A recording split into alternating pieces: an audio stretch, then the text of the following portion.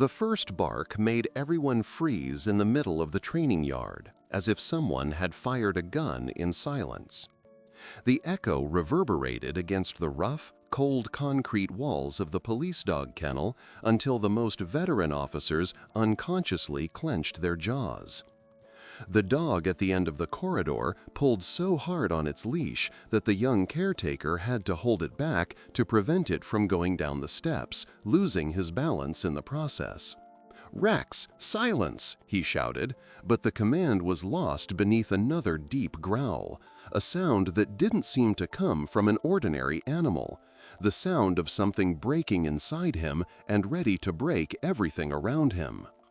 Nobody approached within 3 meters of that dark-furred German shepherd with yellow eyes, because everyone in the unit knew the story that was circulating in hushed tones throughout the country.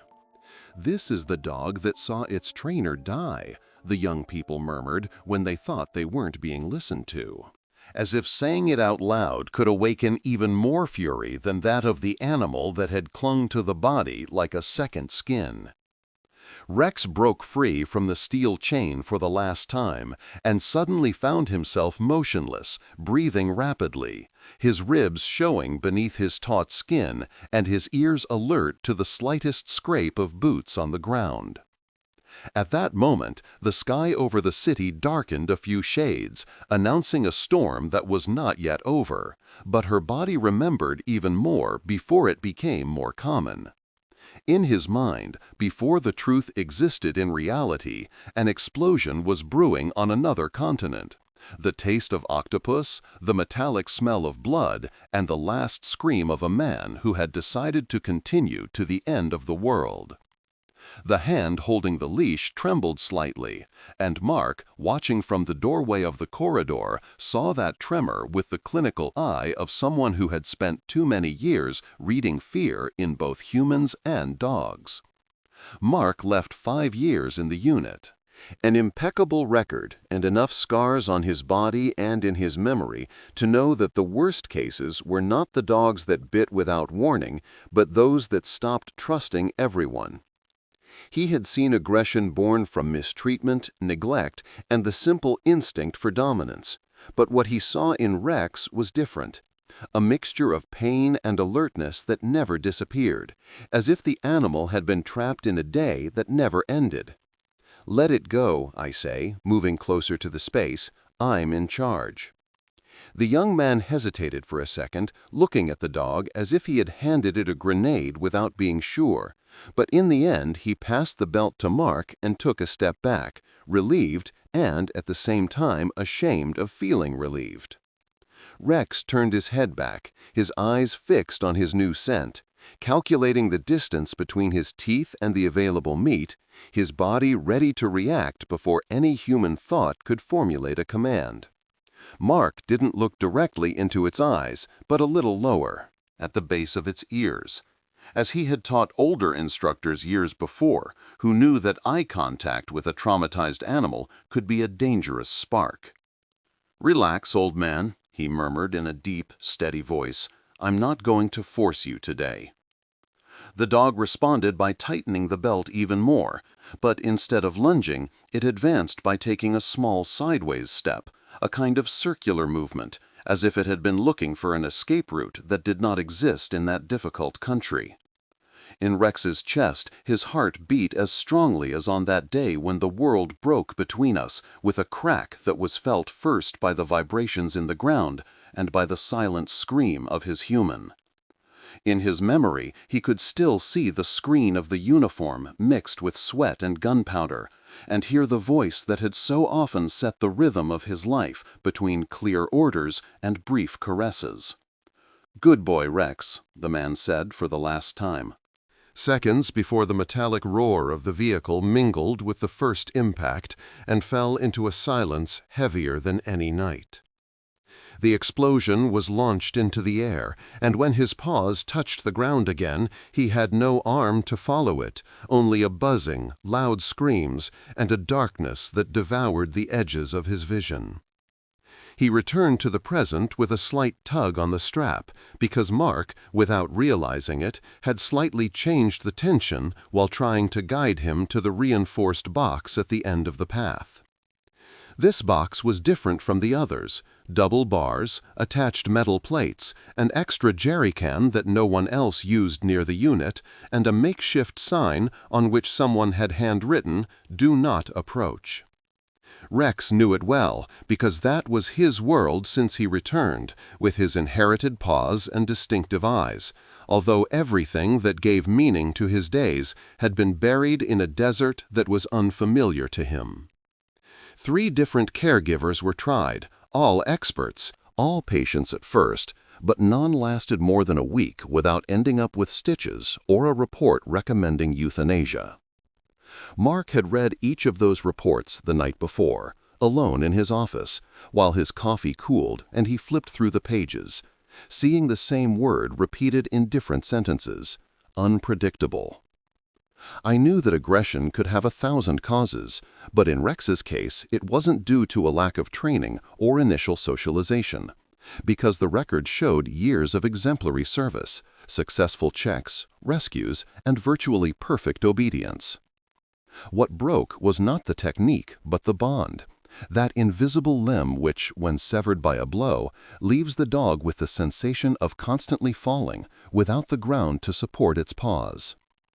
When the moment comes for the box and it can be clicked, the patient relaxes a little, as if they had all been holding their breath without realizing it until that moment. Mark stood for a moment in front of the fire, feeling the animal's eyes pressed against the back of his neck even when he intended not to look at them. The dog paced back and forth within the confined space, tracing an obsessive path that had drawn a faint line on the cement floor, a back and forth that spoke more of anxiety than of excess energy. "You're not a monster," I say softly, knowing that even if the dog didn't understand the words, I would pick up on the tone. "You're alone." The loneliness of a dog, I thought, could be as noisy as a bark or as silent as those eyes that stare without blinking, waiting for something that will not return. That night, when the rain finally began to pound the ceiling of the room, Rex was awake. He hadn't slept for years, but the storms were a trigger that sent him back to the battlefield without composure, opening trucks and shouting orders over the roar of the hot wind and the sound of the flying sand. Every clap of thunder was an explosion, every flash of lightning an explosion. And his body reacted even before his mind had organized the fear into memories. He stood motionless, his legs tense, his claws scratching the cement, his ears pinned back.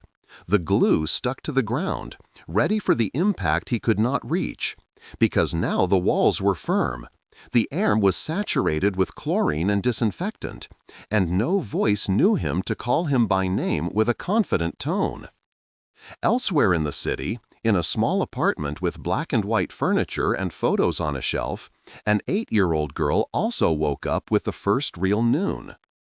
Lily pressed her chest against her mother's and looked towards the door that led to the bedroom, hoping to see her silhouette, but the door was empty and only the sound of rain hitting the windows could be heard.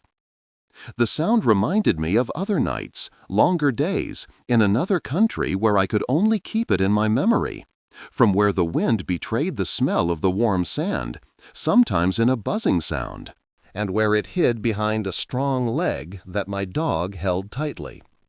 I closed my eyes, and for an instant in the darkness, I saw the image of a black mouse, a pair of amber eyes, and a tongue that licked my hand with immense care, as if it were made of glass. "Daddy," she murmured, though she knew her priest would never cross that door again. Emily, in the next room, was also awake, staring at the ceiling or perhaps at a point in the past that always returns with the rain. At night, the marked photograph showed a uniformed man with a tired smile, huddled next to a young German shepherd who seemed almost proud to wear the cap with the word K9. Among them, 4-year-old Lily, with her hair tied up in 2 small buns, rested with her arms around her dog's neck, as if she had never felt safer in the world she was embracing.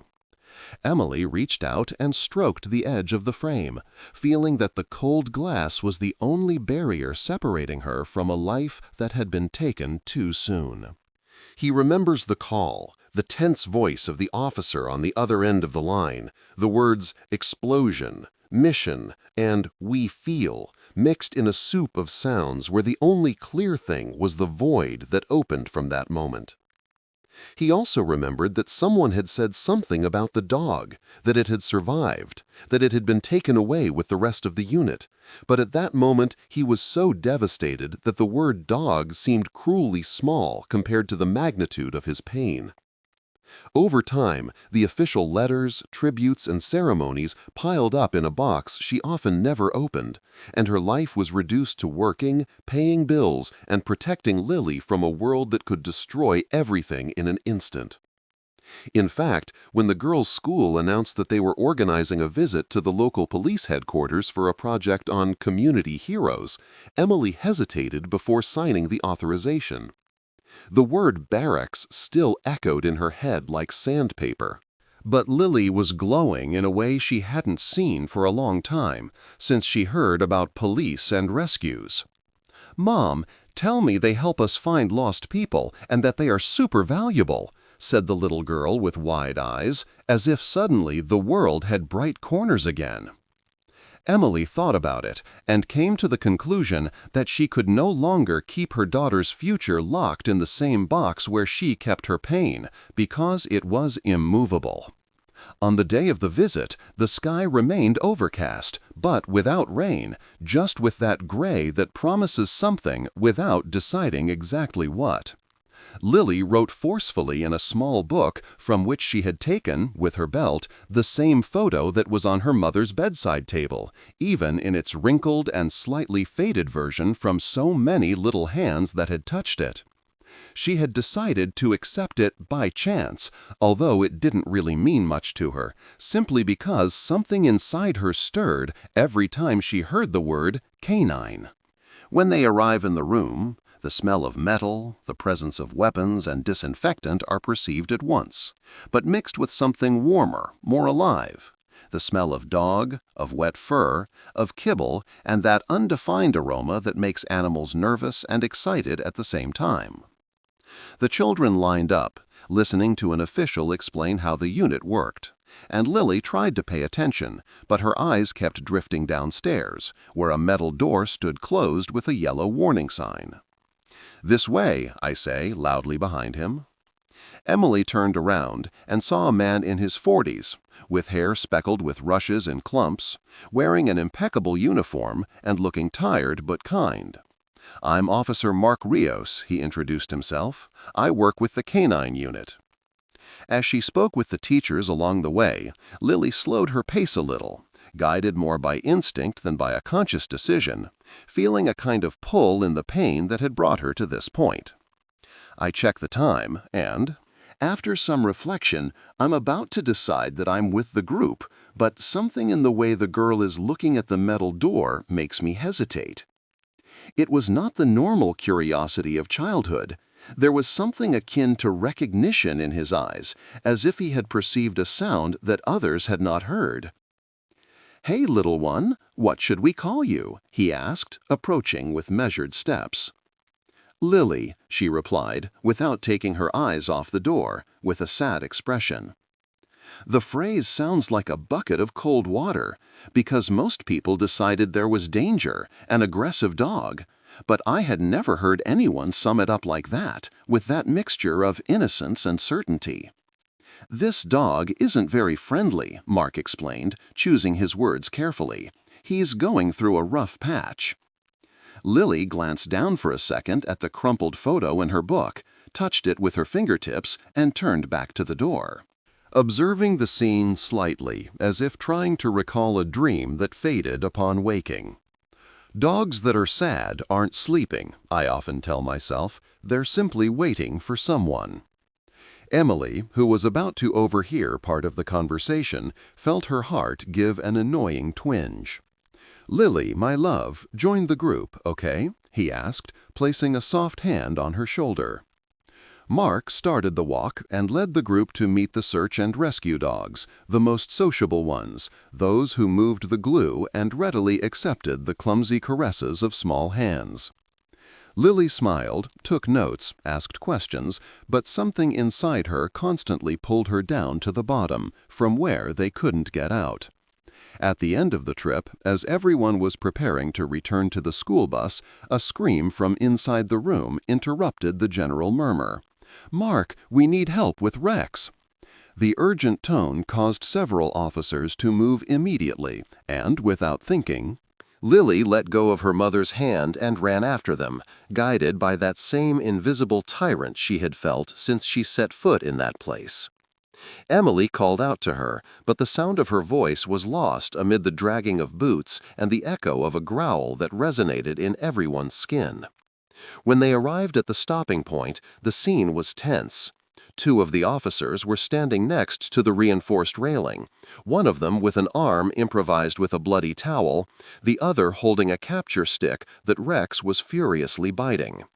The dog's eyes were wide open, pupils dilated, mouth open in a jade-like gesture that was not tiredness, but panic transformed into aggression, while in the background, the first serious truth of the afternoon could be heard. The storm arrived, and with it all the ghosts that inhabited the animal's body. "Retreat," Mark ordered, taking control, though inside he also felt the old memory of his own memories of sirens, gunshots, and nights spent in scenes he preferred to forget. He had learned to hide his own traumas behind an impeccable professional routine, but every time he saw Rex like that, it was like looking at himself in a distorted mirror. Lily stood a few meters away, her heart pounding in her ribs, not from fear, but from a wave of something strange, an intense mixture of sadness and familiarity. The smell of this corridor, so heavy with sweat, metal, and adrenaline, was disturbingly familiar, like those smells that lingered from childhood when one couldn't identify them. Rex, in the midst of his inner turmoil, immediately perceived a scent that cut through the chaos like a line of light. Amidst the chlorine, fresh blood, and nervous human sweat, there lingers a faint scent of baby shampoo, worn-out crayons, sweet chicken, and something else, a faint echo of a home she hadn't been able to name in years. Its legs moved slowly, its teeth were still clenched in the palm of his hand. But the pressure had only decreased enough for one of the agents to notice the difference. "What's wrong with him?" he murmured, without letting go of her hand. Lily took a step forward, ignoring the arm Emily desperately held out to her. Their eyes met the dog's through the bars, and for a second the other half disappeared for both of them. Rex saw a pair of large, dark eyes, surrounded by a face that was not that of a 4-year-old girl, but whose gaze contained the same mixture of absolute trust and curiosity that he remembered from another time. I also saw a sunrise over the sand, small hands gripping the skin of his skull tightly as a man fought, saying that the three of them were an invincible team. Lily, on the other hand, saw in those eyes something she hadn't found anywhere else in the world, something that immediately brought to mind images she had dreamed about.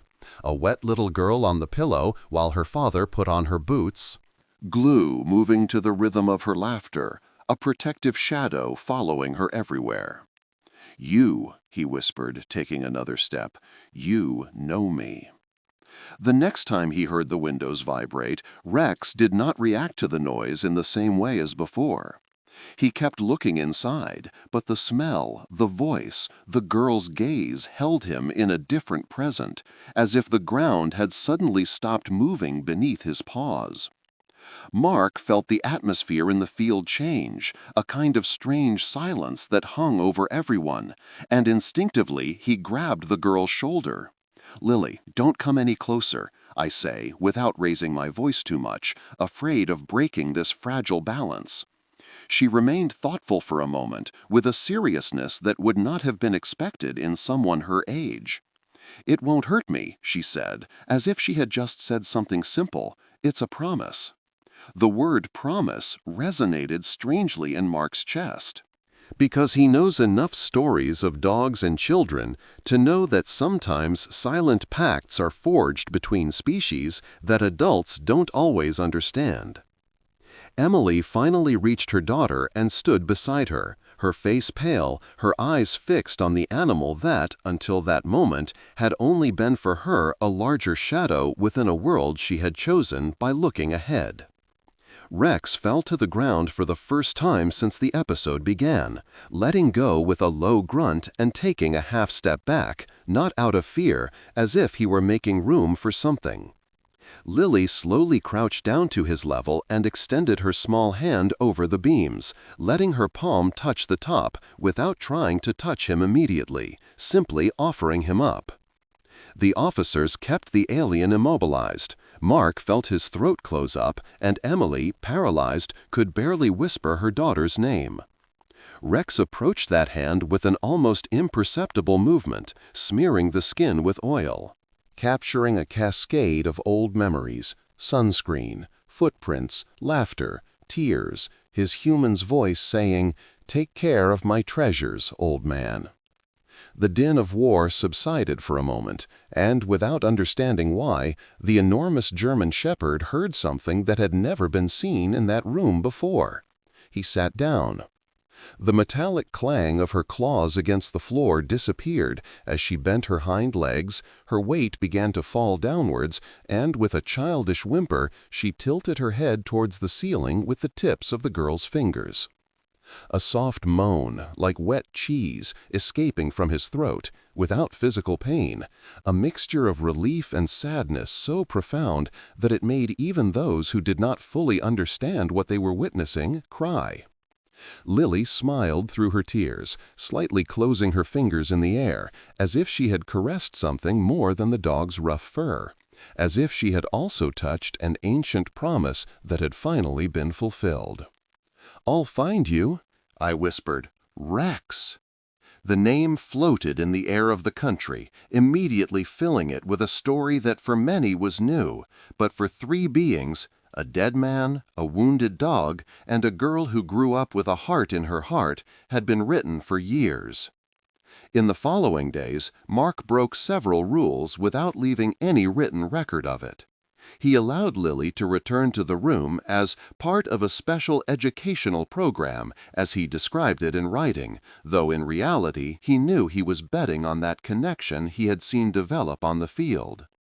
The first time the girl approached the box again, she did so with the same instinctive care as before, always stopping a meter away from the school, speaking in a low voice, telling it things about the school, about her mother, about some little thing that was happening there.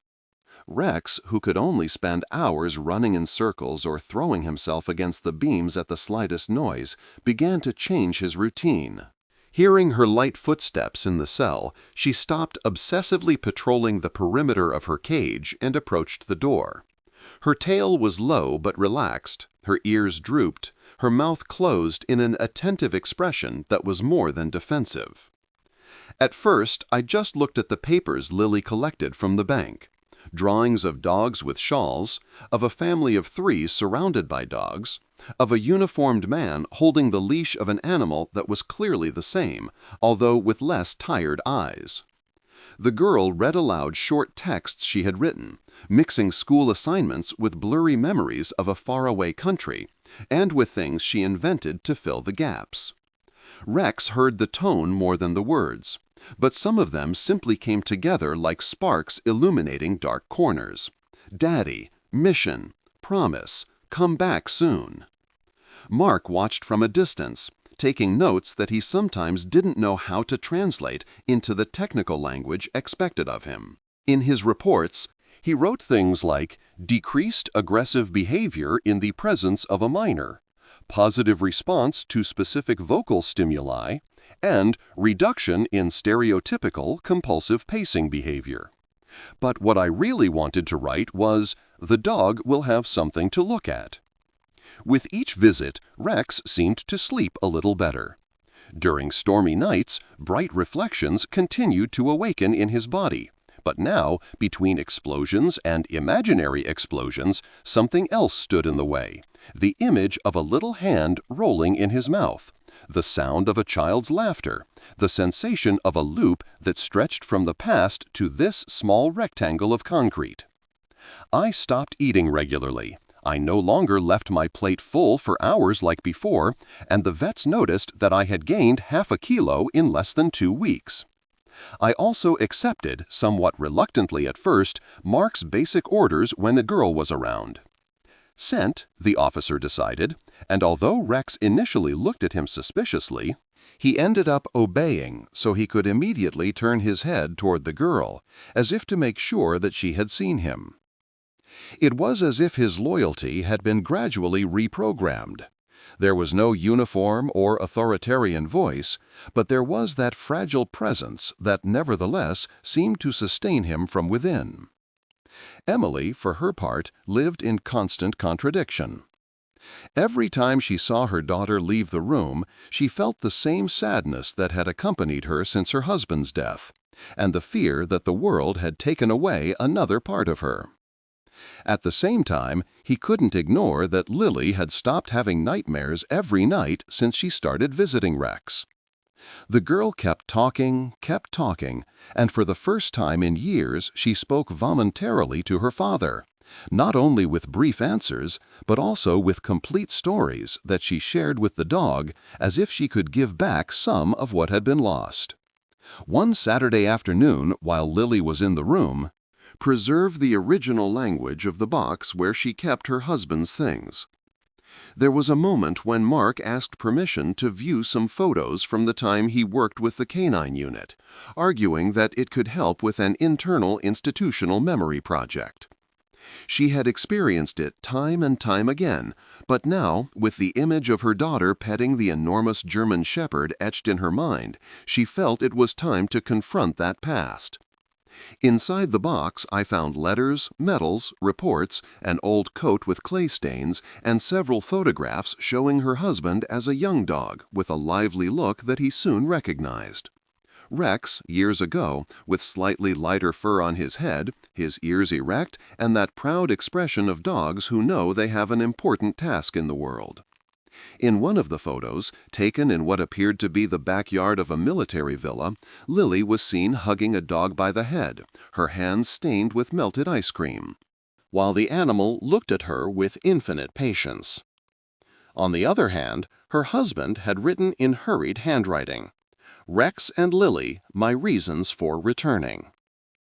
Emily felt her legs tremble. She sat down on the ground and cried for the first time in a long time. Alone for what she had lost, for what she suddenly understood had continued to exist in another way. When Mark called that night to formally ask her to provide some photos for the unit's file, she guessed it wasn't just bureaucracy influencing his tone of voice. There was something different about his tone, a mixture of urgency and care that influenced the decision. The next day, she appeared in the room with a man in her arms. If you gave it to Mark without saying much, you only realized it when you asked him if you were sure. Hours later, when Lily had left and the country was calm, Mark found himself alone in front of Rex's box with him in his hand. I opened the carpet and checked the photos one by one, allowing him to oil them through the beams. At first, Rex only noticed the smell of old paper and paint mixed with Emily's faint perfume, which was similar to what he remembered from a quick hug at an airport. But in one of the photos, the angle captured something more. The arm of the man she had followed on so many missions, the way his fingers tangled in the skin of his skull, and the small shadow of a little girl clinging to both of them. Rex listened more attentively, pushing the photo with him, and a deep groan rose from his chest to his throat. Her eyes were slightly clouded, not from tears like humans, but from the intense confusion of memories that aligned with a blow. In another roll, I saw the man laughing, holding Lily in his arms, while he, even younger, jumped aside with his strong tum, catching at that moment what had been his true flock. The idea struck Mark strongly. Rex had never lost a single caregiver or coworker. He had lost his family. Now, with nothing planned, a part of that family was once again in front of him, extending its hand through metal bars as if there were still a possibility of repairing the irreparable. The officer stood by the wall for a moment and took a deep breath, trying to process everything that this revelation implied.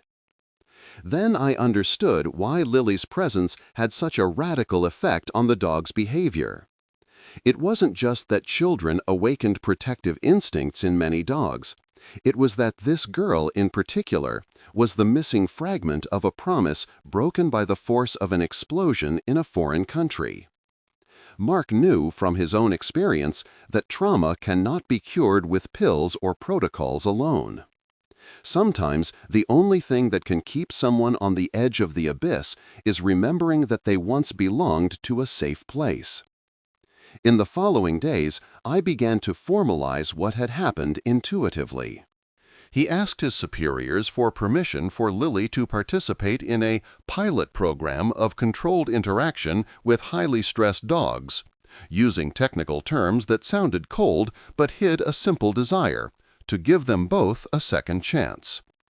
The commander hesitated, spoke of insurance, of civil liability, of what would happen if the dog, at first, lamented the girl. Mark took responsibility, signed the documents, offered to be present at all times, and finally obtained a conditional release. They began with short 10-minute sessions in which Lily sat in front of the box and read aloud stories she had written about war horses returning home as guardians of children.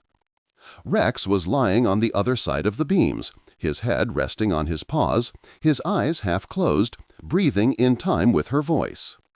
Little by little, Mark began to open the gate with an additional chain, which allowed it to be opened enough for the girl to put her hand in and play with the dog's neck under strict supervision. The first contact with the skin used to be ceremonial. Lily placed her hand on his rough fur, noticing the intense heat emanating from Rex's body, the firm bark beneath his skin, the deep breathing that quickened with just that contact. Rex tenses for a second. A flash of memory brings him the image of another small hand, sticky with ice cream, clinging to his neck as the man calls him inside. Then, as if an inner nakedness yielded, the dog exhaled a long sigh and let the weight of his hips fall against that hand, surrendering for an instant to the responsibility of holding him. Mark witnessed the scene, and I suppose he was seeing something that can't be learned in any academy. The transformation continued. Rex had to throw himself against the rafters when someone was wearing a uniform or tactical gear. Instead, he remained vigilant, but without that immediate aggression that made him famous in the unit. The grunts became less frequent and were replaced by a kind of low murmur when Lily left, a sound that was more pleasantly restrained. It allowed Mark to do it for the first time, something that had previously been impossible without sedatives. As the cell moved across the ground, dense hairs accumulated on it, as if it were removing a dark layer from above. Lily helped with the barrier, laughing as the strands of hair stuck to her clothes, and talked about how someone wanted to take him to the park, without running, so he could oil real trees instead of cement. Emily watched each session with her heart in her mouth, but also with a kind of newfound peace that opened the way for her, as she realized that this journey was not only a reminder of the pain, but also of the love that had existed. One afternoon, while Lily was sitting on the floor, leaning against the wall in front of a half-open box, Mark sat down next to her with a rug in his hand. "I want to show you something," I say, also looking at Emily, who was a few meters behind me. I took one of the photos from the carpet, the one where 4-year-old Lily is hugging a younger Rex. The girl looked like a big mouse, undecided about what to do. "That's me," he murmured at last, "and that's all." He turned his gaze to the dog, who was silently watching them. "Is that really you?" Rex moved a little closer to the river, opened the paper, touched the girl's face, and finally leaned his chest against the beams, as if confirming a truth he had always known, only he couldn't remember how to express it. Emily covered her mouth with her hand to look at the photo again, this time alone in her living room, right there, in the place where two parts of her life met again. Mark took a deep breath and completed what was missing. "Your father worked with Rex," he explained in a low voice. "They were colleagues, but also they were family." Lily clutched the photo to her chest, closed her eyes, and let a tear roll down her shoulder with a mixture of sadness and relief she didn't know she needed. Soon, many of his hazy memories made sense. The joyful barking when he came home, the warm weight at the foot of his bed, his father's promises that, as long as Rex is with you, you'll be safe. I looked at the dog and spoke with a conviction I had never expressed before. "I'm waiting for you too," I say, alone with my daddy. The following days were even more intense for the three of them. Over the years, Rex seemed to rejuvenate, but only in the way he moved, with less stiffness in his joints and more curiosity towards stimuli. Sometimes, when the path was empty and Mark was lifted with a double safety leash to cross the yard, the dog would raise his head to the sky and sniff the wind, as if looking for a specific scent. It took little time, but over time his body learned to differentiate between the death of a storm and the explosion of a bomb, although the reflex never completely disappeared. When he took a deep breath, his muscles were still tense, but now, if Lily was nearby, all he had to do was put his hand on her bottom to lessen his trembling. It was as if they were both supporting each other, each holding the broken pieces of the other. The real test came one night at the end of summer.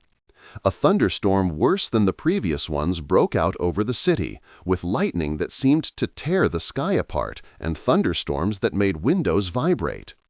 In the room, several dogs were barking restlessly, and the guards were pacing back and forth, checking that everything was all right. Rex was particularly agitated. Mark had decided to leave it in its reinforced box and, for the first time in a long time, had returned home with a little more peace of mind, confident that the progress of the last few weeks would withstand the onslaught of bad weather. Don't count on a power outage. A lightning bolt struck near the substation, and for a few minutes that seemed like hours, the room disappeared into complete darkness, interrupted only by the intermittent light of some emergency lamps. In this momentary chaos, someone forgot to close one of the extra locks on Rex's box. The following truth was so compelling that some structures vibrated, and the memory in the dog's mind was so vivid that he was not in the garage but on a dirt road, smelling of gasoline and hot metal burning all around him. I felt I had to run, that I had to get out of there before another explosion reached him. He pushed the door with his body weight, again and again, until the door barely gave way and the roof opened just enough to hold it together. One was watching the ceiling light, a large dark shadow that stretched down the hallway, but before he could react, the other completely distracted him, and the dog found the secondary power outlet that was oily but had never been used. In the apartment, Lily woke up startled, her heart pounding, as if someone had shouted her name through sweat. The storm subsided, but what really woke her up was something else, a kind of sudden emptiness in the place where she had last felt Rex's warm presence, even when she wasn't with him. She got out of bed, went to her mother's bedroom door, and found her on the threshold, with Emily asleep in the fetal position, exhausted after so many days of intense emotions. Lily hesitated for a second, but something inside her was stronger than her desire to cling to her wishes. I received a call if I put on tennis shoes without shoes and went out on the ground, guided by the intuition that adults were called irrational. She knew with absolute certainty that sometimes there were only children, that Rex was scared and alone, and that if she didn't leave for him, something bad might happen. The rain hit her face just as she stepped out of the building, but it didn't stop. The streets glittered under the headlights, turned into brown rivers by the accumulated water, and the wind shook the steel trees as if it wanted to uproot them. Meanwhile, elsewhere in the city, Rex ran without a clear direction, guided more by the impulse of the noise than by a mental map. His paws splashed in the ponds, his whiskers got wet, and each flash of lightning briefly illuminated a cityscape he didn't understand at all. I sniffed the air, searching for something familiar, something not frightening, until, amidst the scent of damp asphalt and waterlogged earth, a faint but unmistakable trace appeared. Baby shampoo, galettes, crayons, home. I don't know how, but that path led to Lily's neighborhood. Mark received the call while he was at home, with the television on silent and drinking coffee. The officer on duty was agitated. He heard the storm, the blackout, and Rex's box seemed empty. The world is against you. It weighs heavily on your chest. I couldn't stop thinking about the worst-case scenario, a dog with a history of aggression, traumatized, large and strong, scared in the middle of a stormy city. He grabbed the keys, grabbed the flame, and left without turning off the light, dialing Emily's number as he went down the stairs of his building. She silently refuted it, but the tone of her voice immediately changed when she heard the words Rex and escaped. There were seconds of silence on the other end of the line, followed by a stifled gasp. Lily isn't in her bed, Emily says. The door is ajar. Mark felt as if his soul had dropped to his feet. They explained what little they knew, asking to be told that they had fallen where they were and that they had waited for it, but in reality they knew that they were not going to stay still.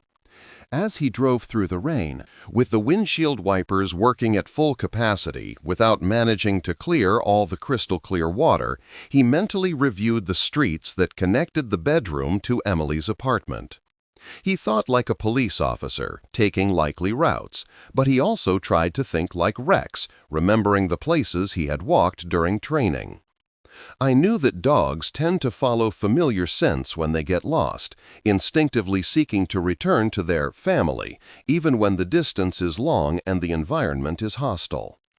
Lily, soaked to the bone, quickly crossed the stool, the hood of her torch covering her face, her tennis shoes making an awkward noise with each step. He didn't run because the rain made the ground tilt, but his heart kept beating, pushing him against the ground. In one corner, a particularly strong man stopped hearing and covered his ears for a second. That's when I saw him. Across the street, under the flickering light of a fading headlight, a large silhouette moved with difficulty, as if dimly illuminated. Rex. Their eyes met, and for an instant, neither the rain nor the truths existed. The dog was soaked, its fur plastered to its body, revealing its tense muscles, its ears half drooping, and its heaving chest. Lily took a step towards the street, without looking to either side, heading only towards the animal that seemed to be struggling to reach the air. "Rex, it's me," I shouted, your voice often carried by the wind. "I'm here." Another flash of lightning lit up the sky, and the truth that followed was so violent that it made the lamppost vibrate. Rex instinctively recoiled, his body sinking as if he had been expecting an impact, but he caught the girl's scent again and fought against his reflexes. At that moment, a thick branch, weakened by the wind, broke off from the tree that was right above Lily. She didn't see it coming. It all happened during a game. Meanwhile, Rex felt the pressure, sensed the change in the atmosphere, and began to slow down from the speed he had maintained throughout his years of service. He pushed the girl against his side, away from the falling radio, but the branch hit her on the back and a hind leg with a sharp sound. The dog emitted a sound unlike anything anyone in the room could hear. It was a cry of physical pain mixed with the terror of losing, once again, someone under its protection. Lily fell onto the wheels on the dirty ground, scraping her hands, but the first thing she did was turn towards Rex.